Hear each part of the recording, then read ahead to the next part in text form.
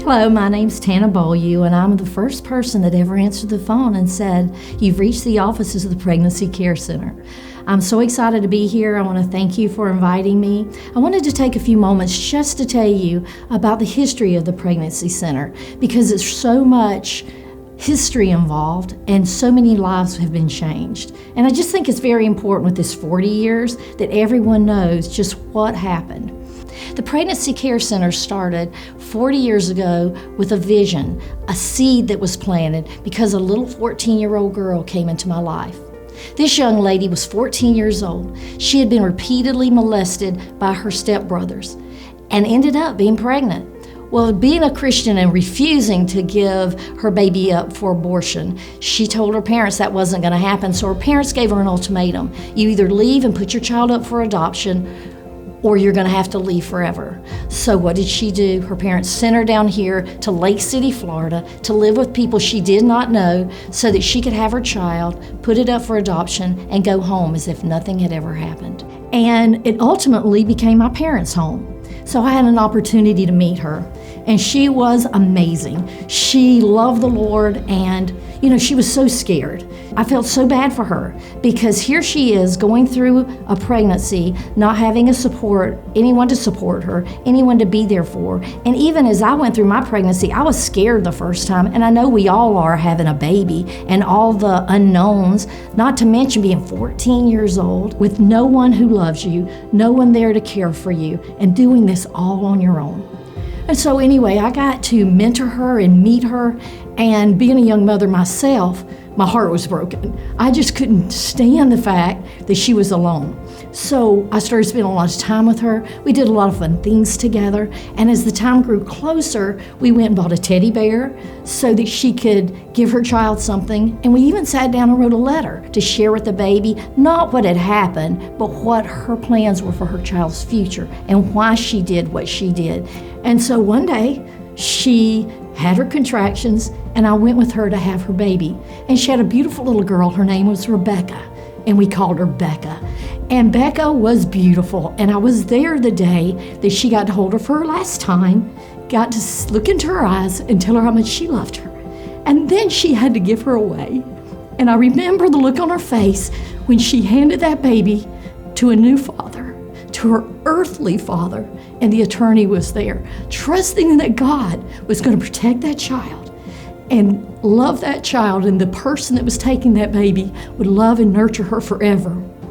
And then the next day, she was gone. Her parents came and took her, and I never got to see her again. And I always wondered, through all the ministry that I've done, just what really happened to her, because she was a young lady that stood right up to the devil, stood right up to the circumstances she was in and said, "You know what? You're not taking my baby. I choose love." And that's what she did. And I believe at that moment, a seed was planted, a seed of unconditional love that only a mother can have for her child. And as time grew, I just couldn't stand the thought of that happening to another person. So God just really instilled in me a mission to start the Pregnancy Care Center. And so I started the center, thought it was going to be a huge success, that I was going to go in and share my vision and everyone was going to get excited, but who knows, things don't always happen that way.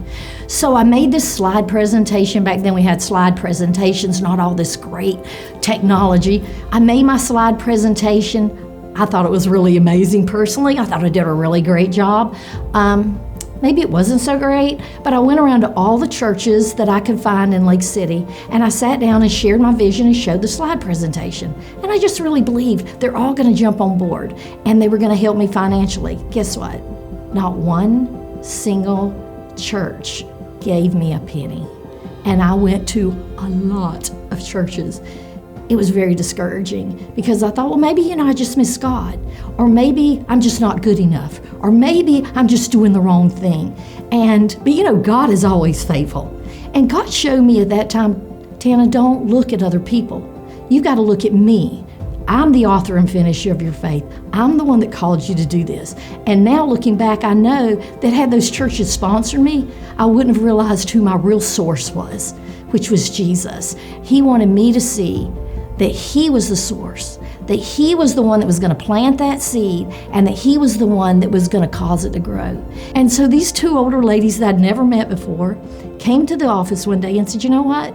God's put it on our hearts to help you.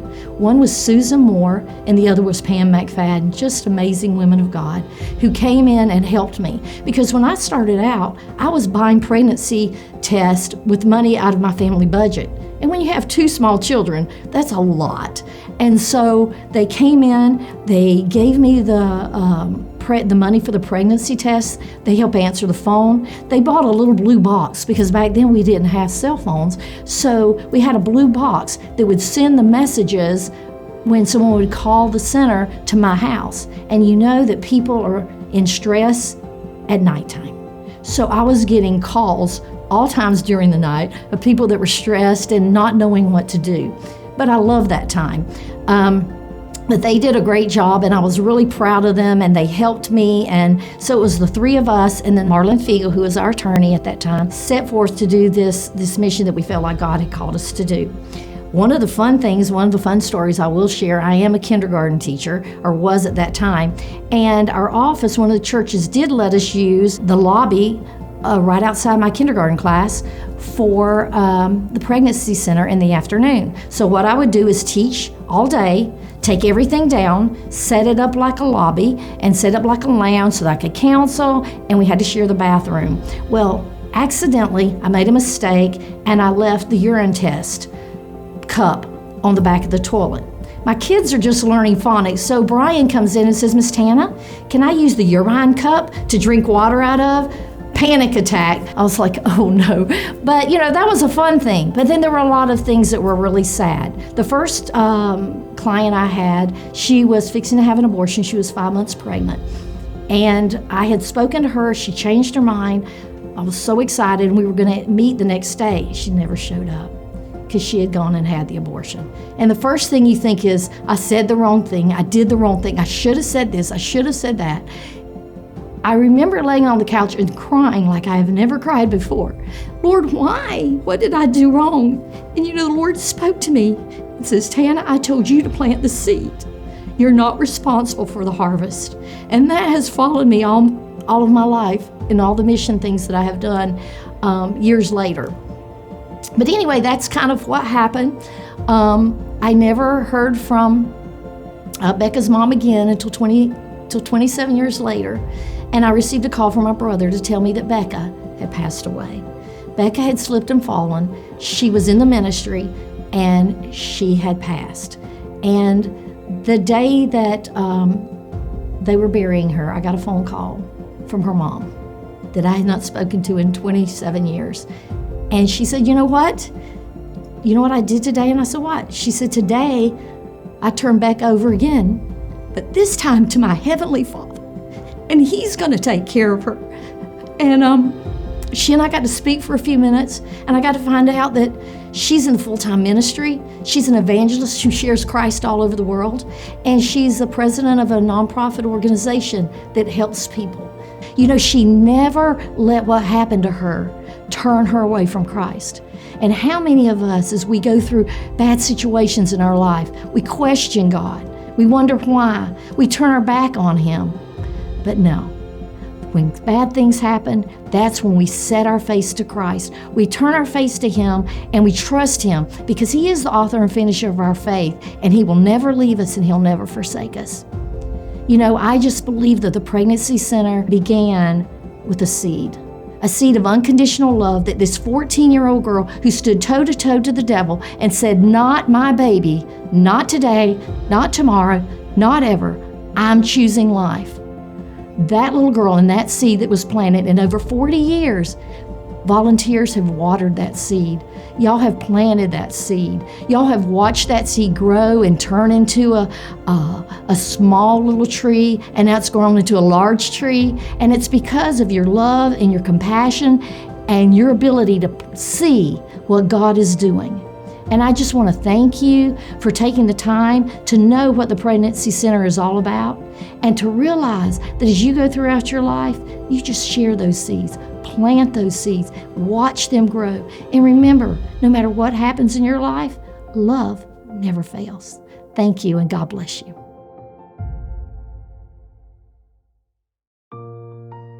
Sometimes in life we feel a nudge and we just ignore it. Other times we feel a nudge, and if we follow that, we may just get to see a little bit of what God's doing. My name is Stephanie Johns, and I felt a nudge 25 years ago to volunteer with the Pregnancy Care Center because I had lost several babies, and I was hurting, but I very much wanted to speak out, to be a voice for those who didn't have their voice yet, and to help protect those unborn babies, and to help those mamas know how valuable that gift is, and that they really didn't want to give that gift away or give it up. Well, just a few months into volunteering, I found out I was pregnant and loved that. It was with my third daughter, and I was thankfully able to continue volunteering for a while, long enough that there was one mom that really stands out to me, because when she came in, she was determined to abort her baby. And her reasoning was because she had already raised her babies, and she didn't want to go back into the baby years. But no matter what we said that day, it seemed like she was still determined. And she left, and we all felt like she may very well abort. We didn't know because she never answered any of our calls or offers to help. But you never really know. God's always working, and her story rolled on, and so did mine. Months later, I walked into the nursery at church with my newborn, and there she sat with her baby. It was so beautiful to see that baby sitting there alive in his mama's lap, and that maybe God had indeed used us that day to make a difference for that child. And I've often wondered if maybe that was the whole reason I was there, was for that one baby to be a vessel for that child to live, to be one of the vessels, really. And all glory to God. He's the one that did all of it, but I'm just grateful to have been a little tiny part of it. My story went on. I ended up having 7 miscarriages, and the doctors couldn't tell us why. There was no reason, but God. He blessed me with 5 amazing, beautiful daughters. I couldn't ask for more, and I couldn't be more grateful. And then my story, as many do, it came full circle, because after having my first 4 daughters, 10 years later, God blessed me with another beautiful baby, my 5th daughter. And so I got to experience raising her with older kids, and what a beautiful, beautiful story that has been. So grateful that God's redeeming love, it played out in my life and in the lives of my daughters as well. So I say this to say, if you have felt a nudge to volunteer with the Pregnancy Care Center, maybe you think you don't have time, or maybe you're trying to ignore that nudge, I just want to encourage you to go ahead and follow through and just be a willing vessel, because you just never know what God's plans might be for you.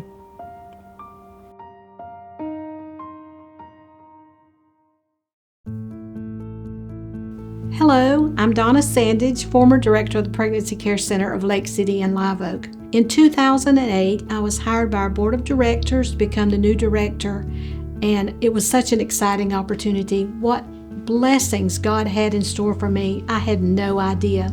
Our board had just gone to a conference to see about becoming medical, and what medical meant was doing ultrasounds on the moms so they could see the life of their baby and see the heartbeat. The board went to that conference, got the information, and felt led to go in that direction with the Pregnancy Care Center to become medical. At that conference, there was a door prize, and our board of directors secretary, Terry Wester, actually won the door prize. And the door prize was an ultrasound machine. We were so excited. We didn't know what to do with ourselves. We had just gone to a conference to become medical. The Lord had given us an ultrasound machine, but we had one issue. We had nowhere to do ultrasounds. We had a little building in Lake City on Columbia Avenue, and we had a little building in Live Oak on Piedmont Avenue. Both of them little tiny buildings with no more space. But God takes care of everything when He does it. The board actually felt like God had written it on the wall that we should be medical when He gives you an ultrasound machine, and He doesn't do anything halfway. So we knew that He would give us a place for our ultrasound machine and begin doing ultrasounds. So in 2009, we found a new building on Hernando Avenue. Oh my goodness, we moved from 800 square feet to 2,700 square feet. God gave us a great new building, and we had room for counseling, we had room for our ultrasound machines, we had a front office, we had offices. We just were so proud of what God had done for the ministry at that time. God is so good. Not only did He give us the ultrasound machine, a new building to use it in, we already had the staff on hand to make this happen. We had Terry Wester, which was a nurse practitioner, and a Nancy Lestock, which was an RN. And that's what it took at that time to become medical. So God had it all in place. We are so thankful for Him. And in 2010, we did our first ultrasound in Lake City. And when those moms come in and they see that heartbeat, it changes their perspective. They recognize that baby as a real life. We began to feel a need to go medical in Live Oak as well. We came to the Live Oak Center and examined our place and realized we were in the same position. We had a little building, no place to do ultrasounds. So our staff prayerfully prayed, and the board prayed, and we asked God, what do you want us to do next? Where do we go from here? And the Lord answered again in a miraculous way. A few weeks later, I got a call from a realtor in Lake City that said, I heard you're looking for a building. And I said, we are. And he said, I have a building for sale. And it's the RE/MAX building. Oh my goodness. We couldn't believe it, because what does a realtor's office have? A bunch of little rooms. So here we were going to buy this great building that had all these little rooms, perfect for what we needed. As God would have it in His perfect plan, we closed on selling our little building the day before we closed on our new building in Live Oak. It was so wonderful. God had it all planned. The inmates came and moved us. We never missed a heartbeat. We came right in the next day and started working, and we were so thankful. But we had the reverse situation in Live Oak. We had a beautiful building and no ultrasound machine. But God had that taken care of as well. We had a friend in Valdosta named Vickie Dees that ran the Options Now Pregnancy Care Center.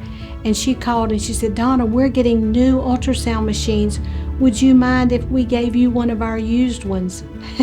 No, we don't mind if you give us one of our used ones. We would love it. So not only did Vickie give us an ultrasound machine, but they had a box truck and they brought it to us in this very room and helped us set it up, and we did our first ultrasounds in Live Oak. We could not have been happier for what God had done for us. He had provided for us in Lake City and Live Oak. We were so thrilled. After moving in a Hernando Street address in Lake City, we never felt like we'd ever need more room, from 800 to 2,700 square feet. And in 6 years, we felt like we needed more room, and we took our concerns before the Lord.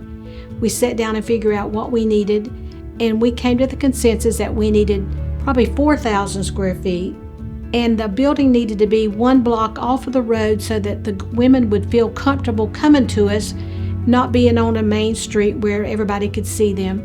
In a few weeks, one of our board members, Angie Jones, came and said, I think I found a building, and it was on Hilton Avenue. When we came to that building, we realized it was one block off of 90, and it was 40 by 100. That is 4,000 square feet. So God once again did exactly what we had asked for.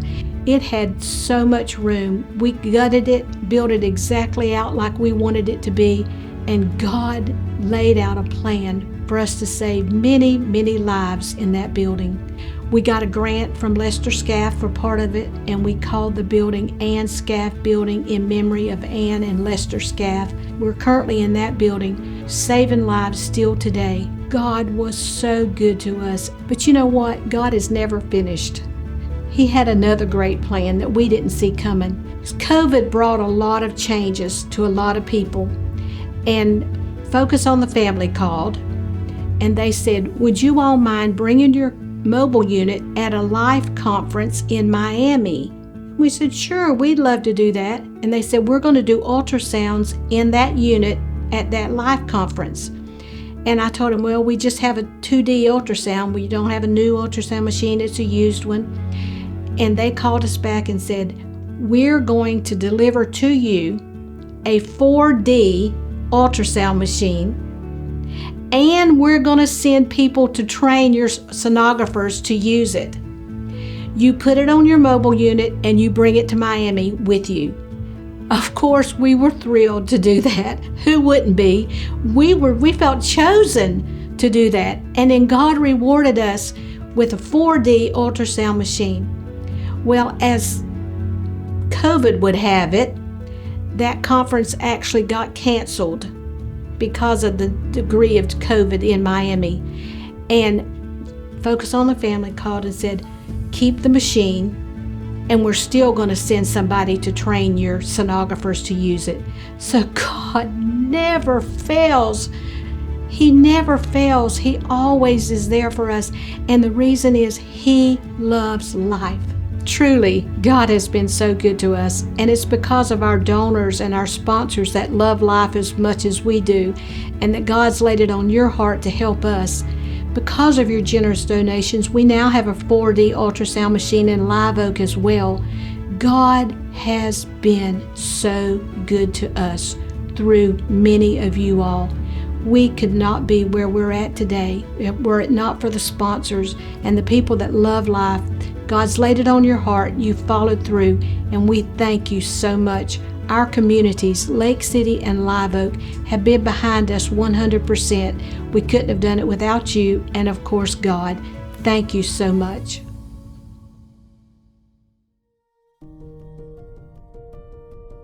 My name is Allison, and this is my story. Like most 16-year-olds, my life was consumed with high school cheerleading and being with friends. One night, I decided to go out with a group of friends and do what most teenagers do and disobey their parents. Little did I know that was my last night of being a teenager. We went to a party, and I don't know what happened that night. I just know I woke up the next day in my own bed. When I woke up, there was bruises on my arms, legs, and I was sore. I had no idea what happened that night. A few weeks later, I became sick and tired and nauseous all the time. My mom began questioning if I was pregnant, and I told her there was no way that I was pregnant. So my mom took me to Walmart in the middle of the night to get a pregnancy test. We went home to take the test, and I just knew confidently that I was not pregnant. Well, I was.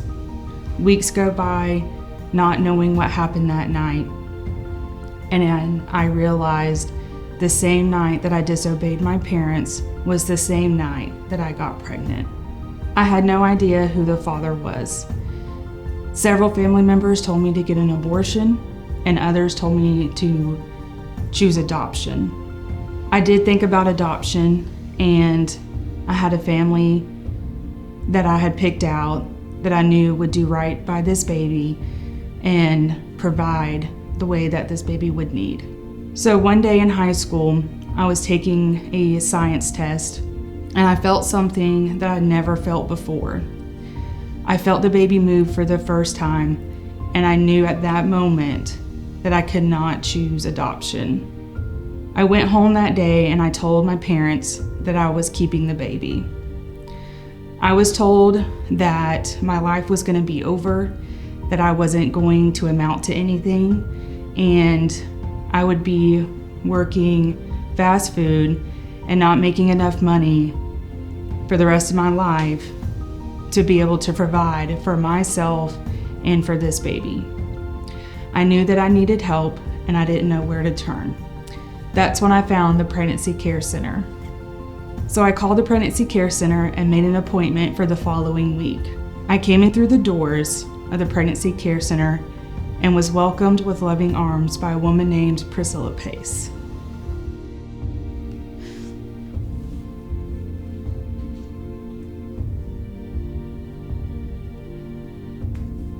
For the following weeks, I started taking classes with the Pregnancy Care Center to earn mommy money for the necessities that I needed to bring home a newborn baby.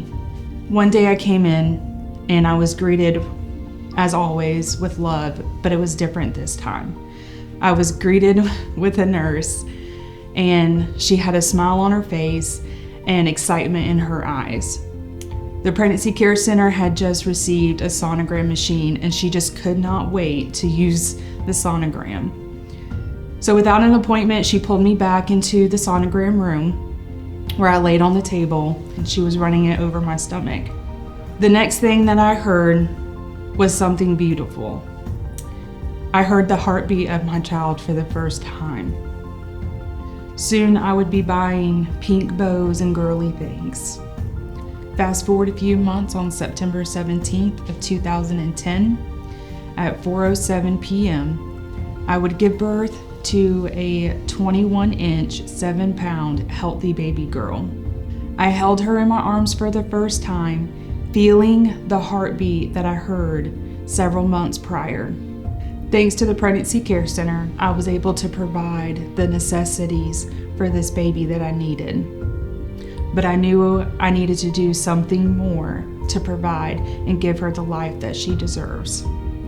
I went back to school at the Adult Education Center and received my GED, but I didn't stop there, and I went to the community college and received my AA. I still didn't stop there. I then went to the university and received my bachelor's degree. I now have a career that provides for my family, and I'm able to do the things in life that she deserves. I thought I chose life, but that baby girl chose me, and God chose me to be her mother. Thank you, and God bless.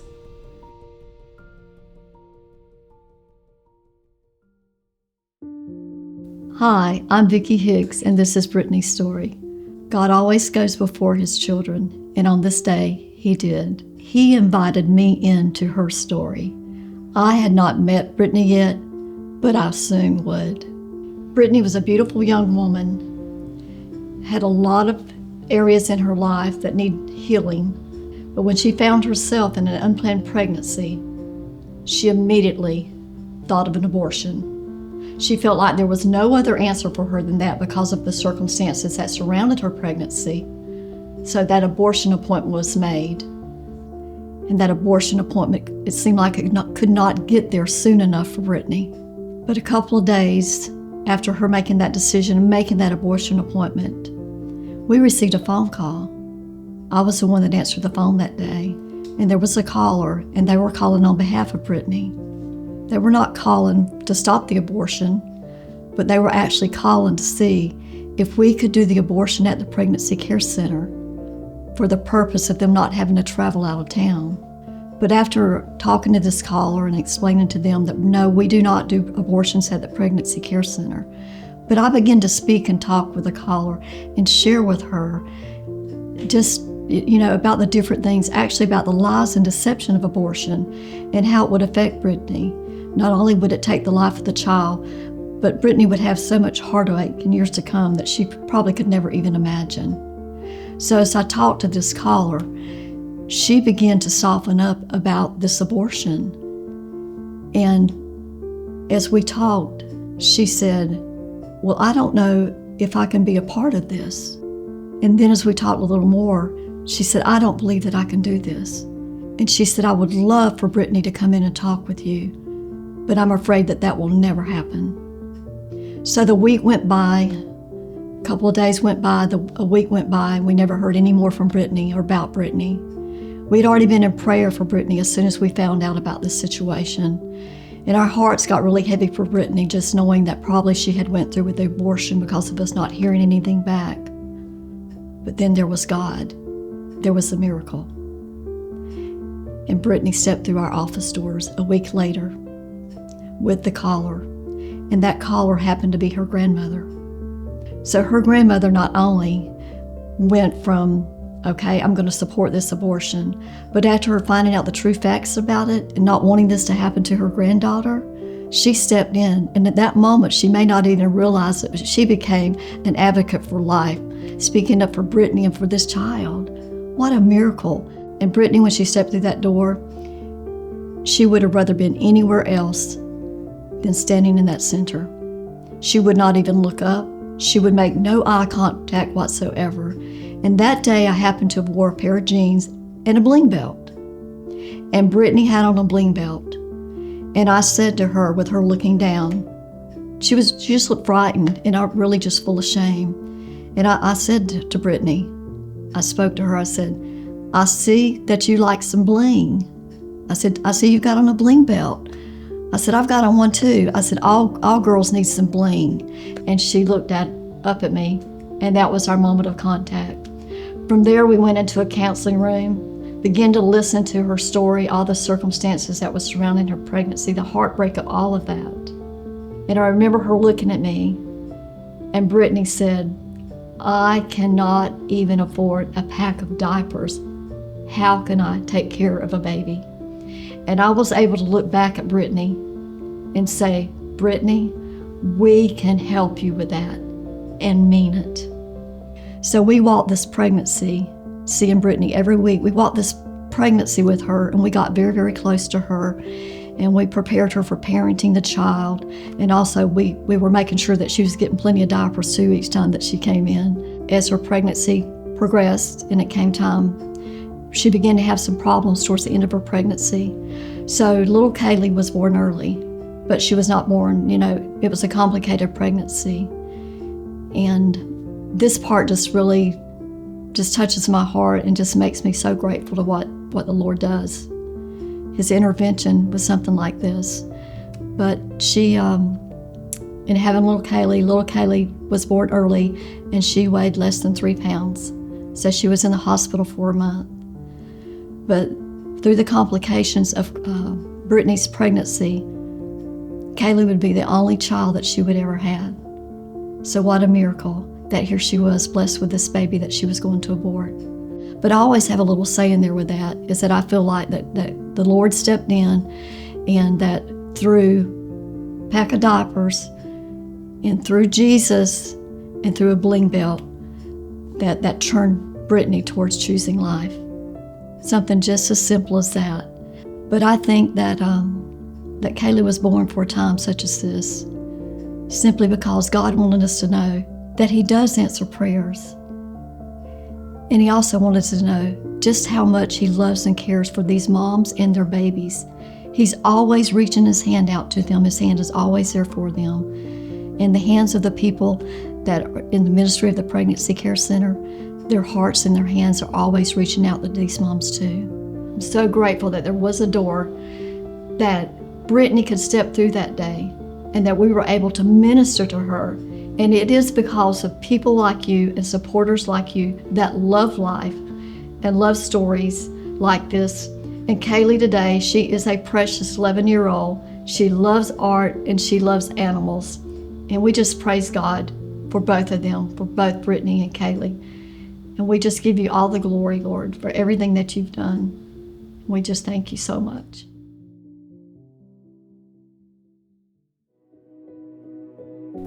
Hello, my name is Judy Stiles, and I worked at the Pregnancy Care Center in Lake City, Florida for 10 years.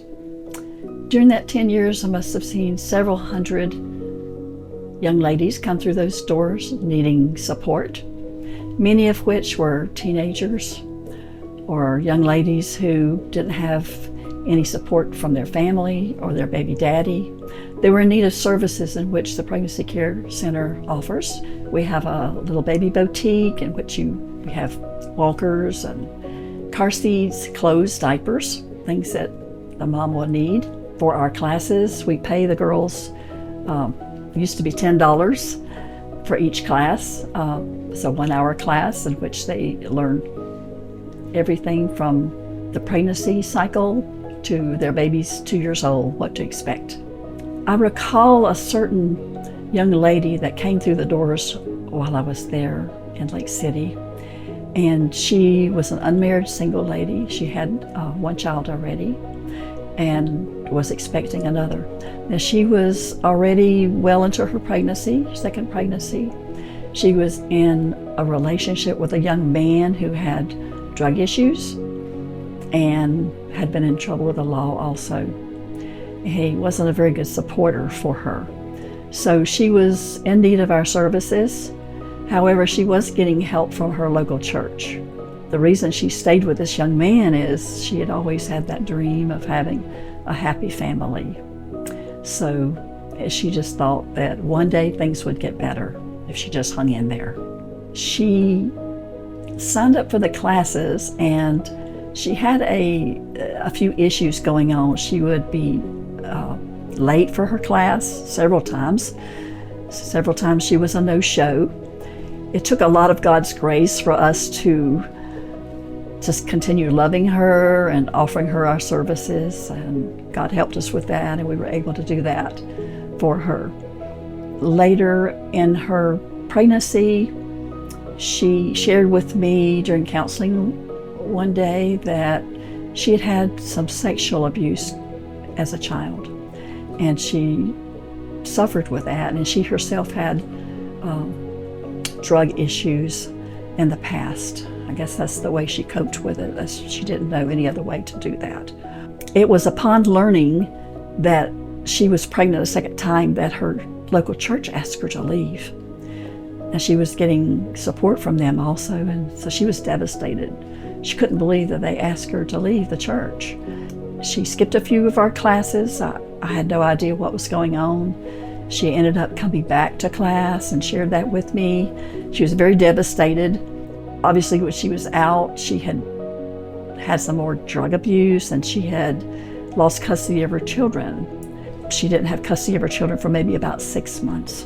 And she said she'd do anything to get her children back. It was during that time that we allowed her to watch the abstinence video series, and she seemed to be very interested in that. After that series, she found a new church home, and she loved them. She loved the congregation. They accepted her, and she felt right at home. And I really believe she recommitted her life to the Lord, and she was really trying to live right and honor God. After she was in church for a few months, she obtained her custody of her children again. So after that, I didn't see her anymore, and then I retired. About a year and a half later, I was at the fair, and this lady ran up to me. It was my client with her children, and she said, Miss Judy, I'm married. And she showed me her ring. She was so excited. And she said, I have married a good Christian man who loves me and my children, and I'm so happy. I was so thrilled for her. As a client advocate, you don't often get to hear the end story of your clients, but I was really thankful that God allowed me to know that she found her forever home or happy family. If you need support, if you need just someone to speak to, someone to care about your situation and offer the help that you need, please look up the Pregnancy Care Center. We are there for you. Anything you need, we will help you get it. Thank you.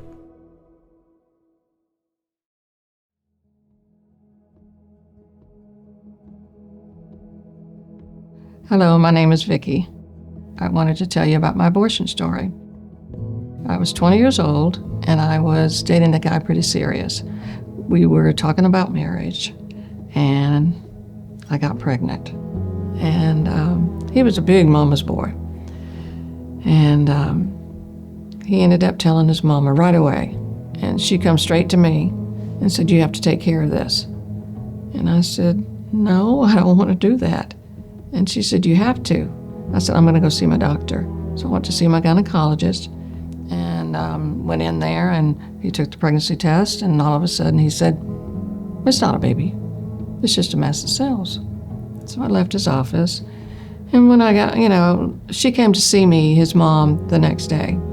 And she said, "You have to do this. You have to." And I said, I don't know. Next thing I knew, I was on the way to the hospital and had it taken care of, as she said. So we ended up getting married, and I got pregnant probably about a year later, and I had a miscarriage. And I felt like I was being punished because of the abortion. So I just buried it. Didn't think about it. About 6-8 months later, I got pregnant again. And I had a beautiful baby girl. She was just beautiful. And things got rocky, and the marriage did not work out. And it was probably about 2 years later, I remarried and had another beautiful girl, probably about 2 years later. And she was beautiful, absolutely gorgeous. And then about 6 months later, I got pregnant again. And it was about a week later, he lost his job. And his parents found out about it. And they sat us down and says, "You might want to consider doing something about this." And I said, "Absolutely not. I'm not going to do it. I can't do that again." And before I knew it, they had it all set up. They had me appointment at the clinic. They had my best friend going to drive me. They were going to watch my girls. And I felt like I had no choice again. They actually paid for it. And when I walked into that clinic, the smells, the screams, it was horrific. It was terrible. They had a hard time waking me up. And my friend said that I slept on and off for 3 days. She watched my girls. It was absolutely horrific. And then I buried it for 30 years. That marriage didn't work out either. So it was years later, Donna from the Pregnancy Center was at our church. She was talking about the Pregnancy Center, what they offer and everything. And she was talking about surrendering the secret. Of course, I was like looking around thinking, no, I don't want anybody to know. And I talked to her after church. And the following week, I signed up for Surrendering the Secret classes. And when I first got in there, I thought, I was so nervous because I felt shame, guilt, everything. But it seemed like the other ladies in there too were, felt the same way. But when I got out, it was just, I felt so restored, so renewed. I just felt free. It was just so amazing. I felt like the shackles and the bondage of the abortion was just, they all dropped. It was so amazing. And I knew without a doubt that I wanted to volunteer at the Pregnancy Center. So I sought out Donna, and I told her, I said, can I please, when I retire, I want to volunteer. I want to help the ladies, the women and their babies to choose life. And I also want to do whatever I have to do to teach the classes. I want to be able to help the ladies and help these ladies to have the renewed restoration that I have now. It was just, and of course, I was just bawling. I couldn't wait. And so now I'm teaching it. I went through the course to be able to become a leader. And it's just amazing to watch these ladies come in. There's like, where's the door? And they're scared to death. And when they leave, it's just amazing, the smiles. They're set free. They have the same expressions and the feelings, going through the course, but they have the same freedom. They have the same blessings that I did and the other ladies that were going through the course with me. And it's just amazing. If you know anyone or if it's yourself that's going through this and would like to go through the study, just give the center a call, because I know exactly what you're going through, and I'll be glad to help you to start the classes. If you have any questions, please just give us a call.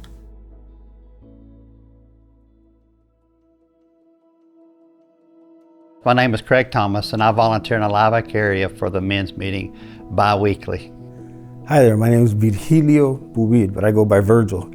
I go to the Lake City office, and I'm there a couple times a month. Hi, I'm Richard Knorr. I volunteer at both locations, Lake City and Live Oak, for the Authentic Manhood class. The reason I come is I got talking to Richard, and he was sharing some things about the men, how they grow and share their testimonies to him, and it pulled on me some. So I started coming to volunteer, and I really enjoy sharing things to these men to bring them in, well, how important it is to be a father and to be present in their kids' life. Because as a young man, I had an absent father, and it caused a lot of trouble through that time. So it's very important to be an active father, and I enjoy sitting with the men and expressing that and watching them grow as they become fathers. It's a privilege to be able to speak to men. Why I came to the site is because I was invited by my wife. She helps the ladies, but mainly because of we're bilingual. There's a need for Spanish-speaking people. I have the privilege to speak to the Spanish-speaking gentlemen, and with the material that's presented, to be able to speak to them what it is to be a man of God, a father according to the Word, and to share with them testimonies and how it impacts their lives. I'm impacted by the way it impacts their life. And that really makes it exciting for me to keep on coming on and just be able to just share this. I mean, and just to be part of this is really awesome. My wife and I started years ago volunteering at the Pregnancy Care Center long before there was ever a men's group. It was at a conference. Myself, along with a few other people, got the vision of starting something for the men, because the men are lost, the men are shut down, the men have no opinions in so many more things than just the abortion issue. Even what it means to be a man and lead your family, what normality is in a household. I mean, there's more broken families than there are Brady Bunch families, let's say. Myself coming from, my father was there, but it was worse when he was there, and I unfortunately grew up with some generational curses that took many, many years into adulthood to get over. I'm probably still working on them. But you got to have the tools in your toolbox to know how to fix the things that are broken, and that's what we like to offer these people. We just want, if we can help one of them do better than I've done or any of us have done, then we've done something. Having Access to being able to sit around a table with these young men that's fathers now, and just coming in, you know, we had some that they had no idea what they were stepping into in their life, and it's a life-changing encounter for them. So we open up in prayer, and they sat there and they look in awe, but as you know, just looking at them, the one young man that's a new baby, he brought a baby in, and his baby, and he was attending to it like a father, being there, just engaging with the child and feeding, and was very wonderful. And just seeing that, man, touched me so much, because they had that interaction that is very important for men to do as fathers. And then, you know, we engage into them to ask them if they want to close in prayer. And at first they wouldn't, but once we got to the opportunity to close, you know, we got them now rotating their closing in prayer, and just them bringing prayer to their homes and engaging in their child's life is so impactful. Just the growth in these kids, and they really are kids. The one Craig's talking about in particular, it's funny, he asked Craig and I one day if it was all right to kiss his wife in his mother's house. Yeah. You know, which is, that's just funny to me anyway, but the kid was so excited about having a baby that with their money, they get mommy and daddy dollars, you know, for doing their classes. They had already bought a diaper bag, and he's bringing it to class, carrying it, getting prepared to have this baby long before the baby was there. Yeah, he started toting a diaper bag, now he's toting a baby. Yeah, yeah. I don't know if he lets the mom hold it. I swear I know. It's funny that you mentioned that they say that they are kids, because they are kids. Yes. Yeah. I mean, they may have the body of a man, but they are. Then their mindset is just, they're learning all this stuff because they never probably had it at home, and to be able to see other men. And when we're opening up in our different stories, I mean, I know some of the men that are sharing, sometimes there's tears, sometimes you can see the rage of the things that they went through, and to be able to just put it all out there and to know that it's a safe place. What is said there is respected and it is really. But you know, what a great thing it is that, I mean, God appreciates everything all of us are doing, but what I would have given to have a place like that to go to. Yes, They're not scared to ask questions. They're not going to be judged. You know, what's said in that room stays in that room, and we're going to get them the help we can get them if they need it. If we have the answers, if we don't, we're going to find it. You know, or we can ask my wife because she knows a lot. Don't our wives know a lot? Yes. I have opportunity to sit in Lake City too and engage with some of the guys and watch y'all interact there.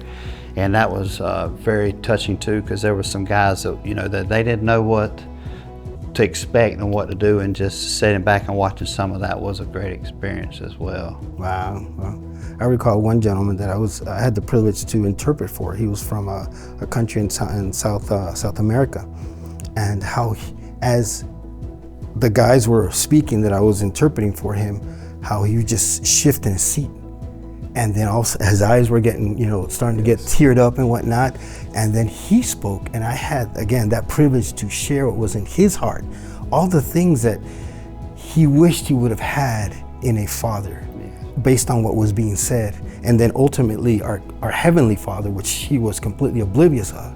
And there in those meetings, he accepted the Lord. There he knew what his role, how he changed, how he was transformed into now. We still maintain conversations. It's turned into a mentorship now, where we contact every so often and we just open up. We're sharing stories. One of the very heartfelt, impactful stories for me was, it's been a few years ago. We're sitting in class, and sometimes in Lake City, we'd have upwards of 15 people. And I mean, we would have chairs everywhere anybody could sit in there. There was a knock on the door, and they brought this young man in, and I don't remember if he was 14, 15 years old, but lives with his grandmother. He got a knock on his front door, and it was DCF, making him aware that he had fathered a child that he had no clue. He had had unprotected sex with a 14-year-old girl, and I think he was 15 again, both babies. And her parents moved her away when they found out about it and made her put the child up for adoption. Well, apparently the law is they had to notify the father. So when they came and told him, his grandmother was already raising him because he had a broken family. She said, we're getting this baby. So it was that day she brought him to the pregnancy care center because somebody had told her about it. And he sat in that class, and we all cried with him and told him it was going to be all right. And I mean, what do you say to somebody like that? But you know, all these guys are there taking these classes because they get this money, and the mommy and daddy money, and they can buy stuff in the boutiques at both of the centers, and everybody needs that money. I mean, it helps them. Well, that day at the end of the class, every single person in there handed that young man all their money that they had earned for those classes for him to get started. And I haven't seen him in a while, but they have that baby, and he had gotten a job, which, I mean, he was stepping up, but he was coming there to get the tools to step up because he had no clue. He wasn't ready to be a dad. He didn't know what it meant to be a dad. He didn't have one himself. But we were more than happy, by the grace of God, that we could be there to help him, and it's just a great story. We want to take this time, I guess, me and the guys, to invite you to come out. We'd always love to have volunteers, you know, for to help us with the authentic manhood, to be a big brother to somebody who needs it for, you know, that's not what we call it. It's, of course, authentic manhood, but what I want you to understand about this is it's not about changing diapers. We've got classes for changing diapers. We'll teach you how to change a diaper, but it's about being a man. It's about getting away from the isolation the devil wants to put us all in as men, and to get rid of the pride. And I'm speaking for myself, and I know these guys too. Pride's a terrible thing when you're a man. You don't want to ask for help, but the help is the help is here.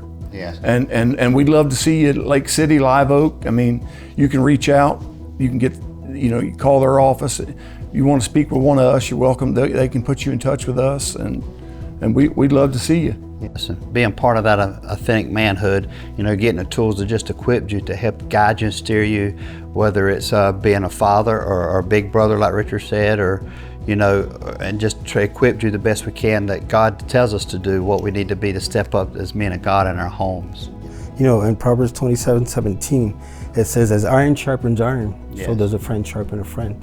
And what better place to be in it among men, and using this material of authentic manhood Yes. to be able to sharpen each other, help Yes. each other, to know that we have dull areas that need to be sharpened up. It affects us all. I think one of the misconceptions that needs to be ruled out is, and at one time it may have just been for women, the Pregnancy Care Center now, present time, is about families. As you say, the family. That's God's institution. That's what He first created. Male and female, He created them. Yes. And we as men, as appointed by God to lead, we need to take that initiative. Yes. To lead our families. And let me just say one last thing, that God meets us where we're at. Yes. If for some reason you need somebody to talk to and you can't get to the Pregnancy Care Center, reach out to them. Yeah. One of us will come. Yeah. We're more than happy to come see you if we can. We'll get you there. We'll do something. Yeah. Don't not ask for the help if you need it.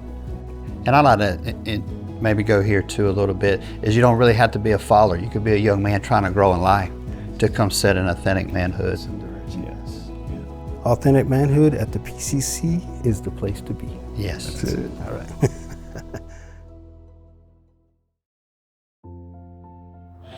Hi, I'm Dena. I'm the mobile manager for the Pregnancy Care Center.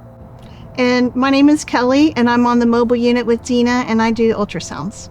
We are here today to talk about a wonderful story.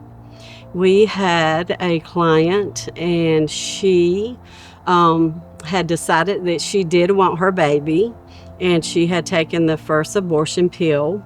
And we met her near Jacksonville. And I was able to talk with her. And even though this young lady had made very many bad decisions in the past few years, as she had said, she did make the decision to keep her baby. So we were able to help her. I had talked to her, and she had served the Lord and loved Him, and she had, just because of the decisions she made, needed encouragement, and we were able to encourage her that day. And I was able to talk to her, and she was ready to give her life back to the Lord. And then Kelly was able to do the ultrasound and help her out more. Yes, that was one of my favorite memories too. While I have volunteered my time to do these ultrasounds, it is because of donors like you that I was able to get the training that I needed to learn how to do the ultrasounds.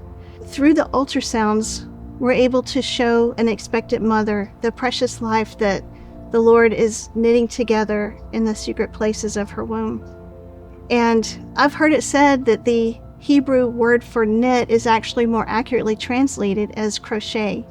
And did you know that if you look at a crochet strand, it looks almost exactly like a DNA molecule? Wow. And as Dena mentioned, one of our best memories on the mobile unit was of this one particular abortion pill reversal call. She had no idea that APR even existed, but she, after taking the first pill, she anxiously got on the internet and was just searching for any kind of hope at all. And she found the APR hotline, and that is what ultimately got her connected with our Pregnancy Care Center. And then Dena and I were contacted, and we loaded up the mobile unit, and we drove out to the Jacksonville area and met this girl at a truck stop. And from the moment she walked through the door, she was amazed that this even existed, and that two perfect strangers would come to Jacksonville and help rescue her baby. And she was just so amazed and overwhelmed almost the entire time, wasn't she? And we were all holding our breaths whenever I did that first ultrasound. and it revealed a 9-week-old little baby whose heart was beating and whose legs and arms were moving. And so she joyously left the bus and went straight to the pharmacy to start on the progesterone protocol, which has a 68% chance of the baby surviving. And of those survivors, there are no birth defects associated with the APR protocol. And then Dena and I continued to go out there week after week, and here is the ultrasound that we did at the 10-week mark. As you can see, the baby is growing and moving, and we knew then that this baby has a really good chance of making it. And we met her every week for 12 weeks. And at the 12-week mark, you can see that the baby is doing great and the legs are kicking. And as we got to know her over the weeks and Dena ministered to her and counseled with her, is when we found out that she was already a believer who just found herself in a very dark and desperate situation. But God, who is rich in mercy, made a way. He made many things come together to make a way where there was no way for this baby. This baby would have died. And he showed the power of his healing forgiveness to her and the salvation of this baby as well. So we see the deep, deep love that God has for us, no matter how small. And we thank you so much for being a part of this ministry. Yes, and thank you so much for giving. That's what makes all this possible, and that we have the mobile and that it is able to go and do these abortion pill reversals.